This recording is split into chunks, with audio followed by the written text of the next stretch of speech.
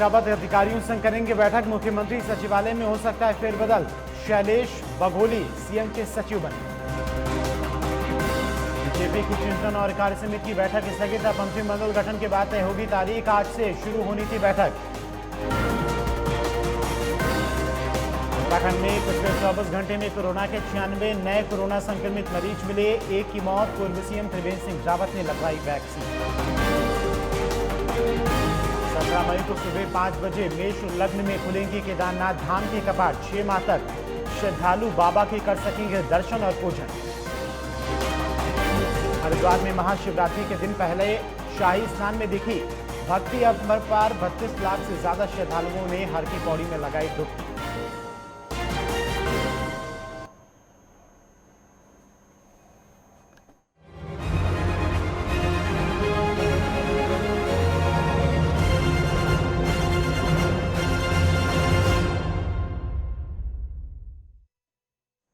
नमस्कार, स्वागत है आपका उत्तराखंड लाइव में। मैं हूं आपके साथ धीरेन्द्र अवस्थी और बुलेटिन की शुरुआत करते हैं देहरादून से आ रही बड़ी खबर से। सीएम तीरथ सिंह रावत ने कमान संभाल ली है। मुख्यमंत्री सचिवालय में आज बड़ा फेरबदल हो सकता है। आईएएस शैलेश बघोली सीएम के सचिव बने हैं और आज सीएम तीरथ सिंह रावत तमाम अधिकारियों के साथ में बैठक भी करने वाले हैं और विचार विमर्श भी इस बैठक में होगा। तो देहरादून से बड़ी अपडेट है। सीएम तीरथ सिंह रावत ने कमान संभाल ली है। मुख्यमंत्री सचिवालय में आज तमाम फेरबदल हो सकते हैं। आईएएस शैलेश बघोली सीएम के सचिव बन चुके हैं और आज तीरथ सिंह रावत तमाम अधिकारियों के साथ में बैठक करके विचार विमर्श करेंगे।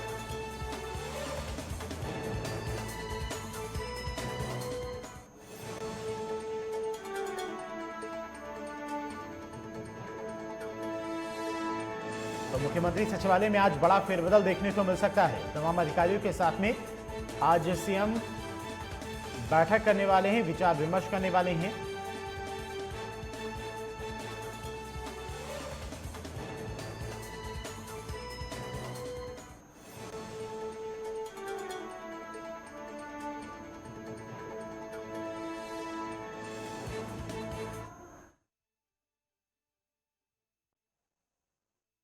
बढ़ते आगे, उत्तराखंड में बीजेपी की चिंतन और कार्य समिति की बैठक स्थगित हो गई है। अब उत्तराखंड के नए मंत्रिमंडल गठन के बाद तारीखें तय होंगी।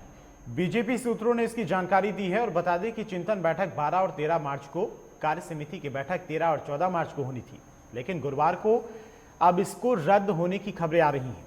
बता दें कि 12 मार्च से होने वाली चिंतन बैठक से बीजेपी विधानसभा चुनाव का रणनीतिक आगाज करने वाली थी। इस बैठक में विधानसभा चुनाव के रोडमैप पर चर्चा होनी थी। बैठक के बाद प्रदेश कार्य समिति की बैठक होनी थी, जिसमें संगठन के भावी चुनावी एजेंडे पर मंथन किया जाना था।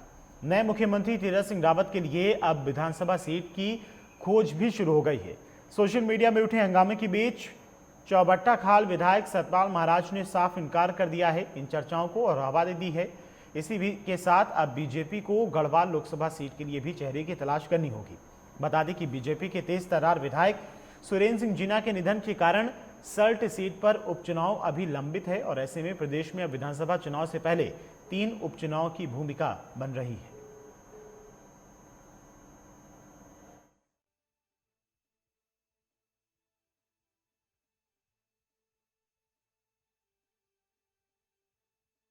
की चिंतन और कार्य समिति की जो बैठक होनी थी उसे स्थगित कर दिया गया है। अब उत्तराखंड के नए मंत्रिमंडल गठन के बाद नए तारीखों का ऐलान किया जाएगा।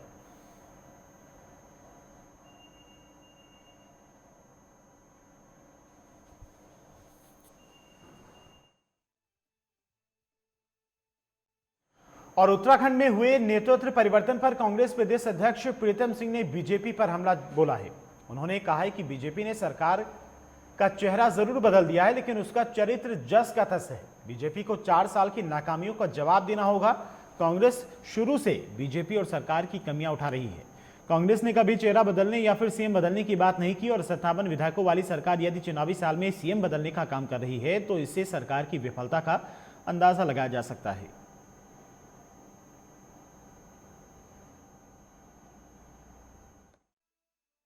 तीरथ सिंह रावत जी ने मुख्यमंत्री के रूप में शपथ ली है। मैं उन्हें बहुत बहुत बधाई और शुभकामनाएं प्रेषित करता हूं और कहना चाहता हूं कि विगत 4 वर्षों से जो बात हम लगातार कहते आ रहे थे कि सरकार ने जो वादे उत्तराखंड के लोगों से किए हैं उन वादों को पूरा नहीं किया है। और इसकी वानगी जो है आप सबके सामने है कि भराड़ीसैंण में किस तरीके से सरकार में असहज की स्थिति थी। तमाम विधायकों को, तमाम मंत्रियों को जो है कोर कमेटी की बैठक के नाम पर जो है देहरादून लाने का काम किया। तो मैं तो सत्ता में बैठे हुए लोगों से पूछना चाहता हूँ, क्या कोर कमेटी की बैठक 2 दिन बाद आहूत नहीं की जा सकती? ऐसी क्या बात थी, ऐसी क्या वजह थी कि आपको जो है बजट सत्र के बीच में ही जो है बजट को आनन फानन में पारित करना पड़ा और इस तरीके से कृत करना पड़ा?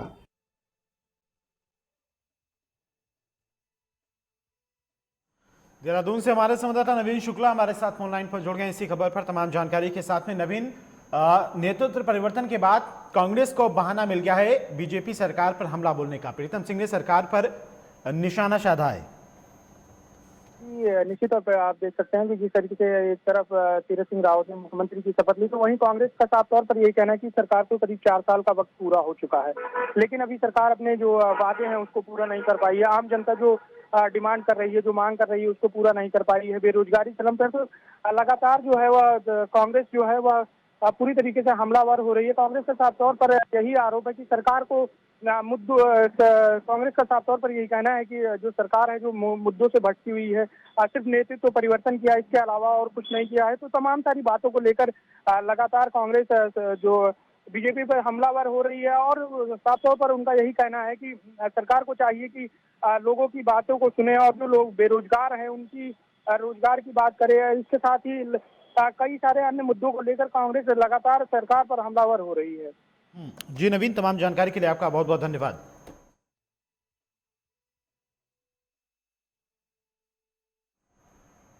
और महाशिवरात्रि पर्व और महाकुंभ के पहले शाही स्नान पर जन सैलाब उमड़ा। 7 सन्यासी अखाड़ों के संग किन्नर अखाड़ा के संतों ने शाही अंदाज में विधि विधान से हर की पैड़ी स्थित ब्रह्मकुंड पर स्नान किया और मुख्यमंत्री तीरथ सिंह रावत ने हर की पैड़ी पहुंचकर संतों को शाही स्नान की शुभकामनाएं देकर आशीर्वाद दिया। अखाड़ों के संतों का स्नान शुरू होने से पहले सुबह 8 बजे तक हर की पौड़ी क्षेत्र में श्रद्धालुओं का रैला उमड़ा और शाम 6 बजे तक गंगा किनारे सभी घाट श्रद्धालुओं से खचाखच भरे रहे।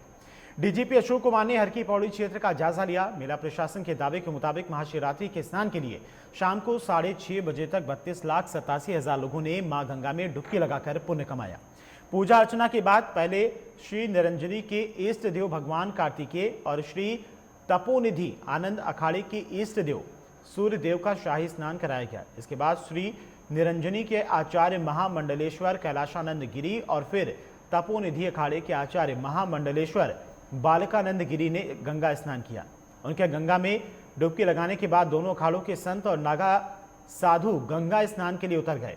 शाम को श्री पंचायती अखाड़ा महानिर्वाणी और सहयोगी अखाड़े श्री शंभू पंच अटल अखाड़े के सन्यासियों ने शाही स्नान किया। स्नान के दौरान पहले दोनों अखाड़ों के मुकाबले महानिर्वाणी और अटल अखाड़े के सन्यासियों की संख्या कम रही।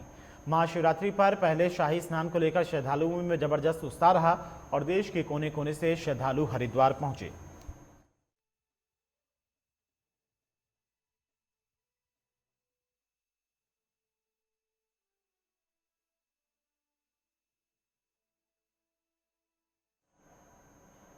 और हरिद्वार में शाही स्नान के लिए निकाली जा रही साधु संतों की पेशवाई में लापरवाही के चलते एक व्यक्ति की करंट लगने से मौत हो गई।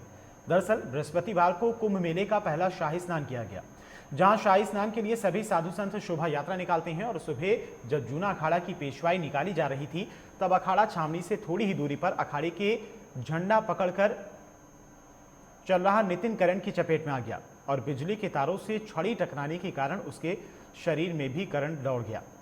वो बेसुध होकर जमीन पर गिर पड़ा, जिसके बाद आनंद फानंद में उसे जिला अस्पताल ले जाया गया, जहां पर डॉक्टरों ने नितिन को मृत घोषित कर दिया।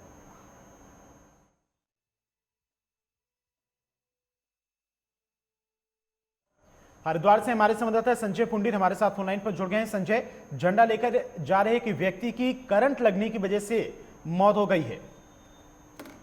बिल्कुल धीरेन्द्र, कल शाही स्नान था और सभी अखाड़ों ने पेशवाई निकालकर अपनी छावनी से हर की पौड़ी पर गंगा स्नान, शाही स्नान में प्रतिभाग किया। हालांकि एक मामला ऐसा भी सामने आया जहां जूना अखाड़े के एक संत जो ध्वजा पकड़कर चल रहे थे, जो कहीं ना कहीं पेशवाई में शामिल थे, तो उनके एक जो छड़ी थी, जो धर्म ध्वजा थी, वो एक खंभे से, एक तार से टकरा गई और उनकी करंट लग गया। आनन फानन में वो जमीन पर गिर गए। उसके बाद उन्हें आसपास के संतों ने उठाया और निजी अस्पताल में भिजवाया। लेकिन कहीं ना कहीं कहा जा सकता है ये एक बड़ी लापरवाही बताई जा रही है प्रशासन की। शाम तक प्रशासन इससे बचता रहा, कैमरे से बचता रहा। जैसे ही शाम होती रही तो उस संत ने अपना दम तोड़ दिया। लेकिन कहीं ना कहीं ये व्यवस्थाओं पे सवाल खड़ा हो जाता है कि जो मेला प्रशासन लगातार इस तरह के दावा करता है कि सारी व्यवस्थाएं चाक चौबंद है। अगर व्यवस्थाएं चाक चौबंद होती, एक संत अपनी जान न खोता। हालांकि अभी इसके परिजनों को संदेश भिजवा दिया गया है, जल्दी इसका जो शव है वो भी उनको सौंप दिया जाएगा। जी जी संजय, तमाम जानकारी के लिए आपका बहुत बहुत धन्यवाद।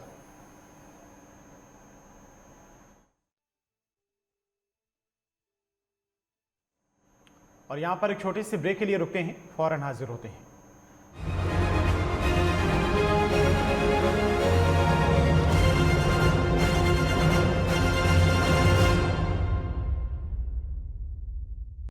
सच्ची सहेली, सच्ची सहेली, सच्ची सहेली।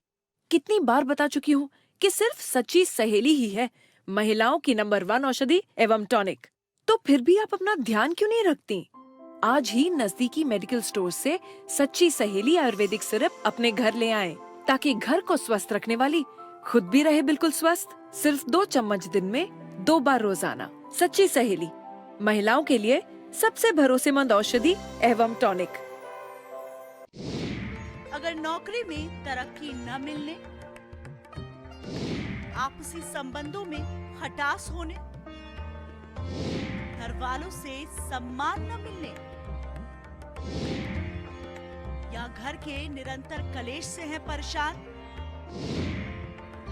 तो कॉल करिए 9795777775 पर, जहां आचार्य धनंजय जी आपको देंगे हर समस्या का समाधान। देखिए नक्षत्र चक्र हर रोज सुबह 7:30 बजे सिर्फ लाइव टुडे पर। बॉलीवुड की हर खबर, फिल्मी सितारों का सफर, कंट्रोवर्सी से लेकर गॉसिप तक, लिंकअप से लेकर ब्रेकअप तक। देखिए हर हलचल बॉली तड़का में हर रोज दोपहर 12:30 बजे सिर्फ लाइव टुडे पर।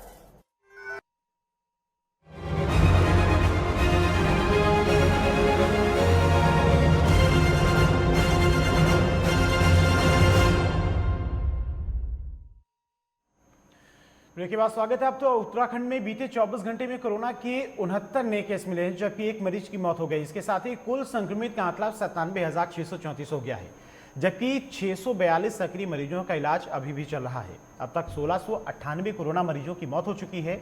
वहीं 26 मरीजों के ठीक होने के बाद उन्हें घर भेज दिया गया। इन्हें मिलाकर 93,884 मरीज स्वस्थ हो चुके हैं। वहीं उत्तराखंड के पूर्व मुख्यमंत्री त्रिवेंद्र सिंह रावत ने गुरुवार को देहरादून के सीएमआई अस्पताल पहुंचकर कोरोना का टीका लगवाया। इस दौरान उनके साथ उनकी पत्नी सुनीता रावत भी मौजूद रहीं। उन्होंने कोरोना का टीका लगवाया। वहीं उन्होंने कहा कि कोरोना का टीका लगवाने के बाद वो पूरी तरह से स्वस्थ महसूस कर रहे हैं। उन्होंने स्वदेशी वैक्सीन को पूरी तरह से सुरक्षित बताया है और कोरोना से बचाव को लेकर चल रहे टीकाकरण अभियान को गति देने के लिए स्वास्थ्य विभाग ने रुड़की में 3 और टीकाकरण सेंटर खोले हैं। इससे पहले से खुले टीकाकरण सेंटर पर भीड़ कम होने की उम्मीद है। सिविल अस्पताल, नगर निगम और 2 निजी अस्पतालों में टीकाकरण हो रहा है। लोगों की भीड़ के कारण सिविल अस्पताल में आए दिन हंगामा होता है। इसे देखते हुए स्वास्थ्य विभाग ने नगर निगम में टीकाकरण अभियान शुरू कराया।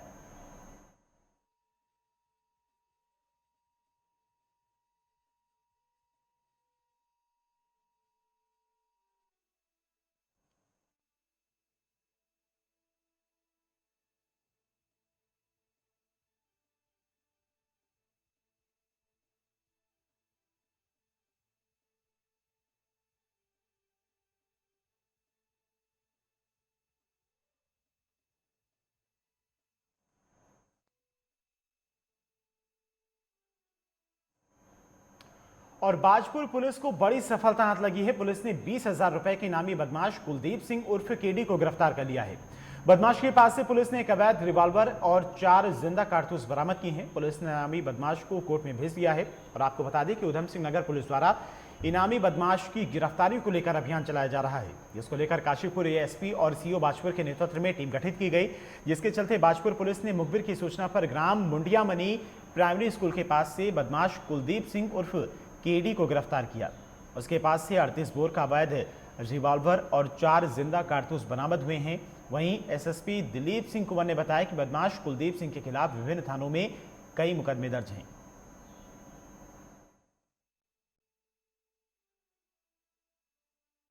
ये केडी कुलदीप सिंह उर्फ केडी ये 20,000 का इनामी है और ये आज तड़के सुबह लगभग 3 बजे के लगभग ये जो मुंडिया मनी प्राइमरी स्कूल तेरहा से इसको पकड़ा गया है। इसके पास एक .38 नाजायज़ रिवॉल्वर और 4 जिंदा कारतूस के पकड़ा गया। इस अभियुक्त के खिलाफ लगभग हमारे पास 12 ऑलरेडी इसके पास लूट, डकैती, गैंगस्टर एक्ट, बलवा, 307 आर्म्स एक्ट के मुकदमा पंजीकृत हैं। पूछताछ के बाद इसके विरुद्ध 3 अभियोग और पंजीकृत होने की जानकारी मिली है। उसमें से एक जो 2019 में स्वार में एक लूट का मुकदमा है, मेरठ में एक आर्म्स एक्ट का मुकदमा है और थाना चांदपुर अभी हाल ही में जो दिसंबर में जो हुआ था बिजनौर में, वहाँ पर जो है इसके खिलाफ एक जो है मुठभेड़ का मुकदमा पंजीकृत है। ये हमको और जानकारी मिली है। एक शातिर बदमाश पुलिस के रिकॉर्ड में है और अभी ये जो 12 मुकदमे हैं इनका स्टेटस क्या है उसकी भी हम जानकारी कर रहे हैं, लेकिन निश्चित रूप से एक बहुत बड़ी सफलता बाजपुर पुलिस को मिली है और इस अभियुक्त की तलाश हम लोग काफ़ी समय से कर रहे थे।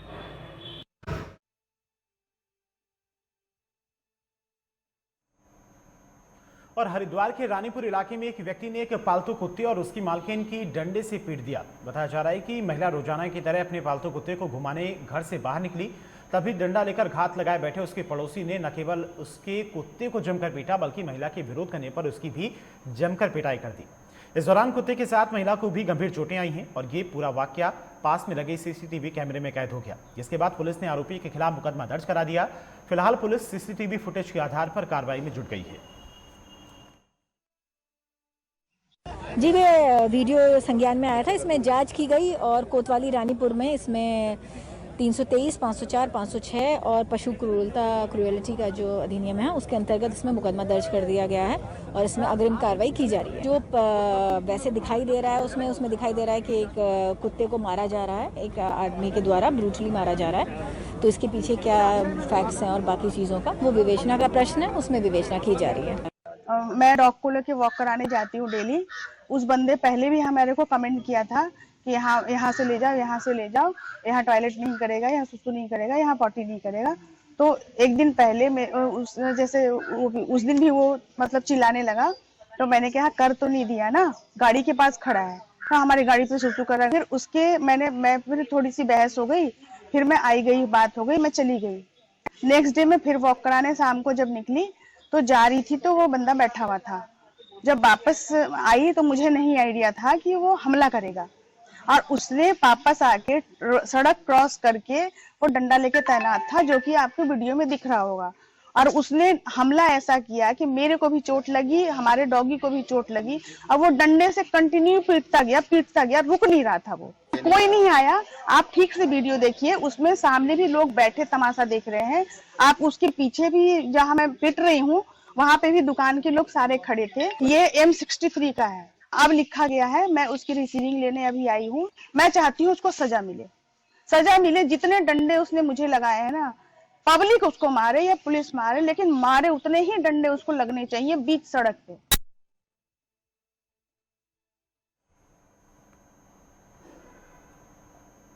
और चमोली बद्रीनाथ धाम के मुख्य पड़ाव पांडुकेश्वर में कुबेर भगवान का भव्य मंदिर बनने जा रहा है, जिसकी तैयारियां जोरों शोरों से चल रही हैं।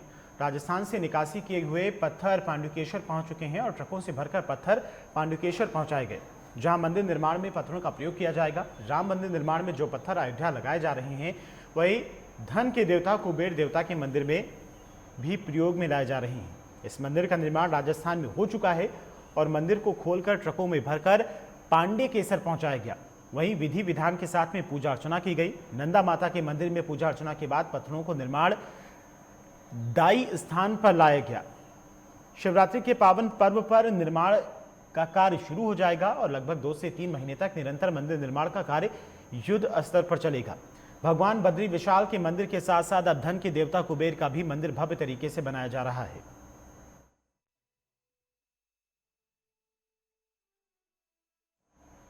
वहीं चमोली के मुख्य बाजार में सर्वजन स्वराज पार्टी के मुख्य बाजार से टैक्सी स्टैंड तक रैली निकाली और सर्वजन स्वराज पार्टी के राष्ट्रीय अध्यक्ष डॉक्टर देवेश्वर भट्ट ने रैली में संबोधित किया।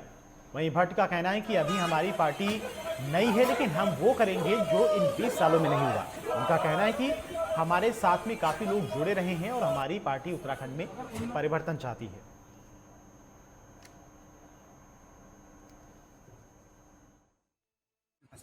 ये कहूंगी कि जो भी इंसान जब सीएम बनता है, प्रमुख बनता है, लीडर बनता है, उसमें वो क्षमता होनी चाहिए अपने लोगों की पीड़ा समझने की, जो आज तक हमने ये महसूस ही नहीं किया उत्तराखंड में। हम बाहर रहे हैं, बाहर से हमने आज तक इतने सालों में जो हाल देखा है उत्तराखंड का, आप टूरिज्म की बात करें, एम्प्लॉयमेंट की बात करें, सबसे बड़ा एम्प्लॉयमेंट हमारे उत्तराखंड को मिल सकता है टूरिज्म से। लेकिन बहुत बदकिस्मती की बात है, अनफॉर्चुनेटली आज भी जब पहाड़ की बात करते हैं, मैं दुबई 10 साल रही हूँ, जब भी हम ट्रैकिंग की बात करते हैं, पहाड़ों की खूबसूरती की बात करते हैं, सबसे पहला नाम लोगों के मुंह पे हिमाचल आता है, उत्तरांचल नहीं आता। और ये बहुत दुख वाली बात है। मुझे उत्तरांचल की लड़की होके, यहाँ की बेटी होके मुझे बहुत दुख होता था। अभी तो मुद्दों की बात ही नहीं आ रही है। मुद्दों की बात तो हमारी नई पार्टी है, नया एजेंडा होगा, नया मैनिफेस्टो होगा, नए तरीके होंगे और नया हम सब करना चाहेंगे, वो तो अलग बात है। हम तो पहले यहाँ पर बात कर रहे हैं कि जो दोनों पार्टियों ने 20-21 साल से करना चाहिए था वो नहीं किया। अगर वो कर देंगे, वो मैं डिटेल में बताऊंगा तो बहुत टाइम लगेगा। आप मीडिया वाले का तब सुन पाएंगे, शॉर्ट में बता रहा हूँ।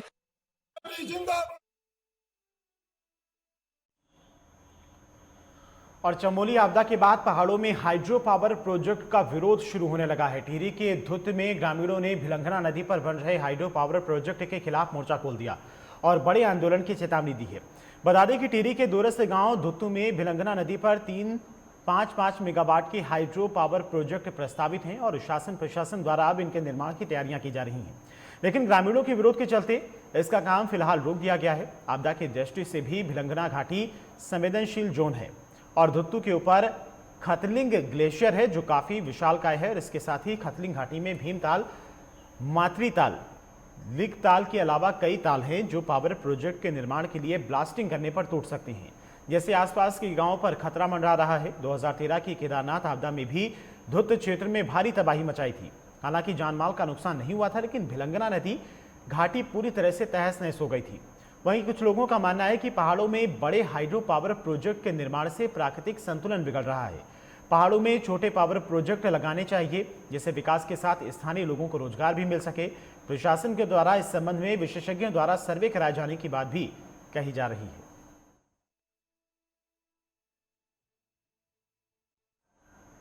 और चमोली के तपोवन क्षेत्र में आई प्राकृतिक आपदा को 1 महीना हो गया है। 1 महीने के बाद भी कई शव अभी भी मलबे के नीचे दफन हैं, जिन्हें सर्च ऑपरेशन चलाकर निकालने का प्रयास किया जा रहा है। इस प्राकृतिक आपदा में लगभग 206 लोग लापता हो गए, जिसमें से 72 शव बरामद किए जा चुके हैं और 31 मानव अंग भी बरामद किए गए।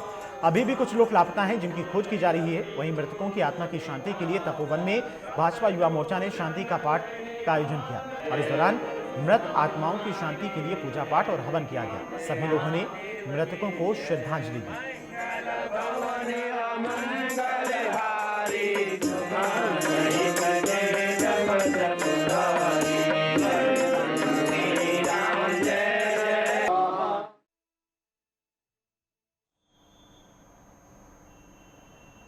और फिलहाल इन्हीं खबरों के साथ में उत्तराखंड लाइव इतना ही। देखते रहिए लाइव टुडे। नमस्कार।